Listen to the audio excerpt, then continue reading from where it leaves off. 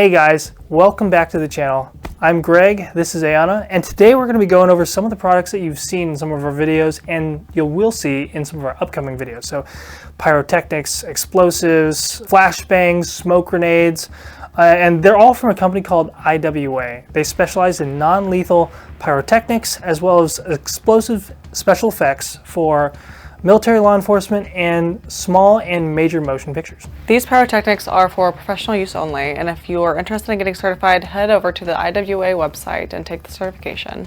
This will inform you on how each product is used and how to employ them. So when it comes to the pyro, there's three main types. You have pull ring lever, which is more or less like your grenade. You also have the electric ignition with like the door breaching charge, string bounds, the Mark 9, and you also have your friction devices, which essentially they kind of work in a similar fashion to like a road flare, where you remove the cap and use the cap to ignite the actual device. The mortar rounds also function in a very similar fashion, but that pretty much covers the three main categories. We're going to jump in starting with the grenades.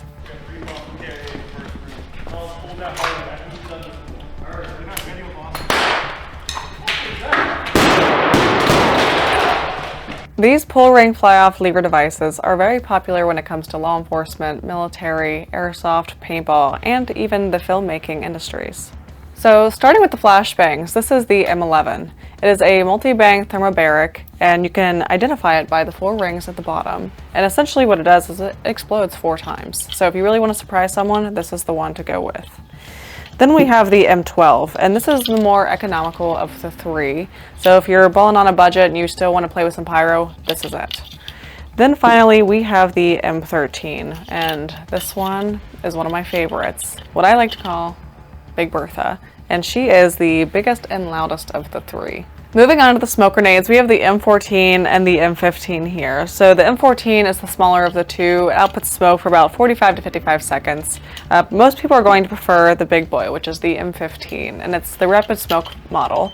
So basically what that means is it outputs a larger amount of smoke in a quicker period of time, and both of these actually come in multiple colors. Now to the activation part, which is one of my favorites, if not my favorite. And then we'll start with how you hold the pyrotechnic. So most people think you're holding it like this. It's actually the complete opposite. You want the lever to be in the whip of your hand. And so in order to release the pin, you pull the pin forward, pull it back, and then pull it out. And at that point, it will detonate within 2 to 3 seconds. So it's actually very important that you do not cook off the pyro, because then your hand will explode. So if you don't know how to cook, go to the kitchen. I'm not sure. Now we're on to the safety tips, also what I call DUD Procedure 101. So in the event that the primer pops and there's no ignition, wait to approach the pyro for about 30 seconds. In the event that there is a no primer pop and no ignition, wait for about a minute. Now, last but not least, if the primer does pop and there is an ignition, wait about 2 minutes or so. And then in the case that the primer is still good, then you can try to reactivate it. Next up, we have the 37mm smoothbore flare launcher. What's really cool about this is that it's not really regulated. Anyone can own this. You don't have to be in the military or law enforcement. It's not regulated by the NFA or the ATF. So you can get this, you can run it in the standalone configuration or kit as seen here, or you can run it on your rifle. It's actually very quick to change from this kit to the rifle. This basically, you pull this pin, this thing slides off, goes on the rifle, and you're ready to go. So first thing you'll notice is the leaf or ladder sight has increments of everywhere between 5 to 35, which basically means from 50 meters up to 350. The range on this thing is more around the 100 to maybe pushing like 110, 120 meters or so. So you'll pretty much use most of the bottom increments on the ladder sight. Or if you want, if you're in a pinch, you can fold it down and have the 50-meter peep sight, or like pistol style sight, pretty much from the get-go. If you want to get a little fancier, you can mount optics on here. I've got an EOTech on here. In theory, you can mount a laser as well. What's kind of cool is that the optic is actually adjusted, so when it's level here, the bore or barrel of the launcher is actually angled up slightly. So you'll probably have to like adjust or kind of understand your holds for that. In a lot of ways, especially if you're doing stuff at night or any other low light conditions, doing stuff with an optic is actually pretty advantageous. You also have this collapsing stock, as you can see here. It makes it a little bit easier to use and employ the launcher. Has a cross bolt safety right here. And of course, one button right here opens the tube. You put your rounds in there, close it. You make it a little easier on yourself when you're unloading it. Do it from a vertical position. When you're loading it, load it like this so you're not fighting gravity. Close it, and then go ahead and launch your projectile. Now, when it comes to the projectiles, there's a couple different options. You have like the flash concussion rounds, you have smoke, and you also have the parachute illuminating flares, which is really cool if you're doing something at night and you want to really make a spot glow at night. It's amazing. It's absolutely fantastic. And of course, one last thing is the chalk rounds. The chalk rounds is another round, especially for training, if you're just trying to get an idea and dial in the projectile. So that is the 37mm launcher in a nutshell.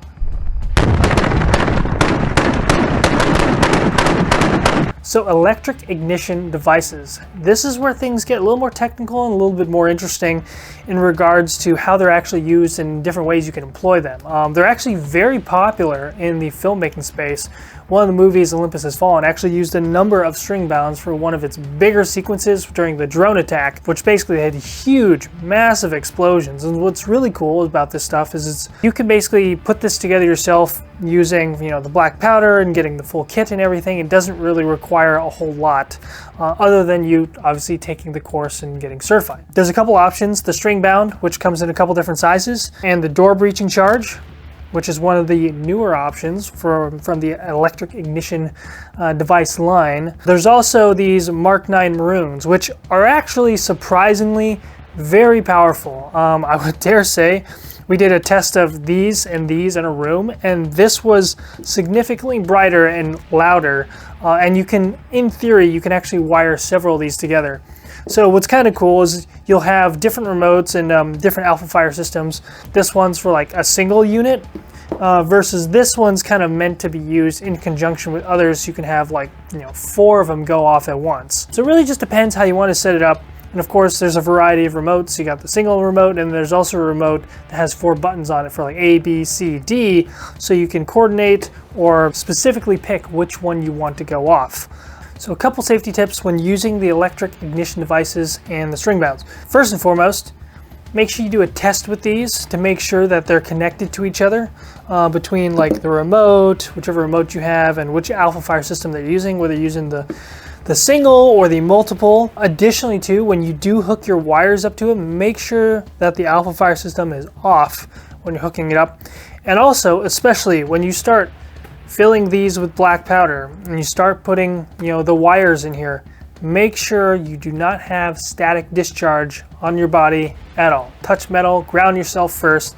The last thing you want to do is be messing with the leads of a wire and send a static charge into the device while you're loading it with black powder. So make sure you are grounded when you are using these and that you have an extra precaution when you do so. Now, we've used the string bounds on a couple different projects of mine. They're very impressive.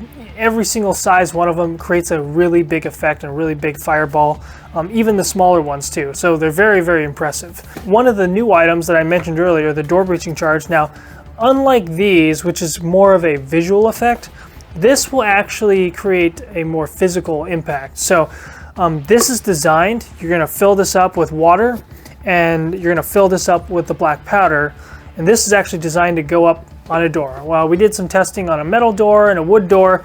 Now, and again, of course, when it comes to breaching, in my opinion, it's very important to know what the new is, the net explosive weight, because in theory, when it comes to breaching doors and stuff, you typically want to use the least amount of force possible to defeat the obstacle. So when you're filling this up, depending on the type of door, whatever you're actually trying to breach or whatever effect you're going for, especially when using this in training, make sure you do the calculations and you're using the right amount of black powder for the right amount of new for whatever you're trying to defeat. But this is actually a really nice package because, of course, you have the water in here that helps direct the blast toward the door.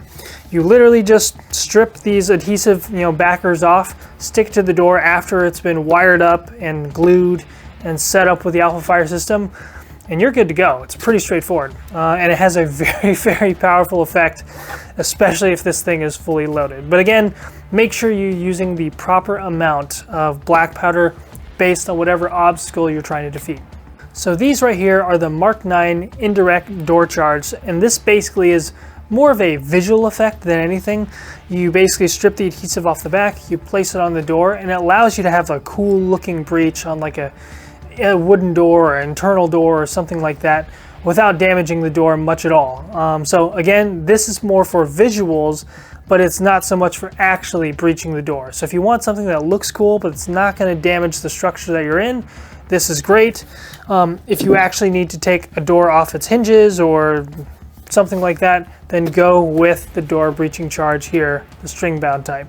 So when it comes to minimum safe distance for some of these bigger pyrotechnics like the string bounds or like the door breaching charge, 75 feet is what we recommend. For something like this, the indirect door charge, it's going to be more like 5 meters. Like again, this is more for visual effect than anything, so it's not going to create as nearly as much of a fireball as these, but it's still very impressive. But just always keep minimum safe distance in mind when using all these products, but especially with the string bound because the effect is just so much bigger. So when it comes to friction devices, this is where things get kind of interesting. They actually operate very similar to something like a road flare, where you take the cap off because it has the striking surface on there, and that's what you strike against the device, and that's what ignites it. Then you throw it, obviously do whatever you need to do, and then the device goes off. The Mark 5 is the smallest, has a moderate flash effect, and of course the Mark 7 is like twice that, so it has a much brighter, much louder bang. And of course there's actually, this one's kind of interesting, it actually kind of reminds me of a potato masher. This one's designed to be used underwater for diver recall, so that's kind of why it has this different style body on it, and it's just wrapped and packaged differently.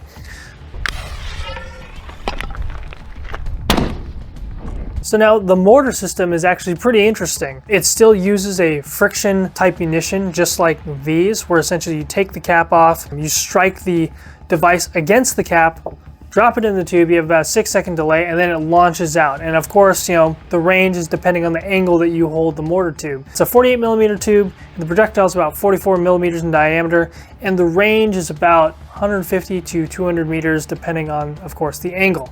There's a couple different munitions types. We tested out smoke, there's a flash concussion one, and of course there's also like a burst one as well, which is really cool. And there's going to be a whole bunch of other munitions that they'll come out with, and the later gen mortar rounds will actually look much closer to the mortar rounds that are used by the military. So this is a really cool option. Eventually they'll have sights for it. Eventually there'll probably be an option for a bipod. Currently in its current configuration, you just hold it like this and angle appropriately and kind of eyeball where you want the rounds to land. Alright guys, so that pretty much about covers it. Pull ring lever devices, electric ignition, and friction devices. And if you have any more questions, please, we heavily consider taking the course on the IWA website. It will quite literally walk you through every question you could possibly have. Thank you guys again for watching, and I'll see you guys next time.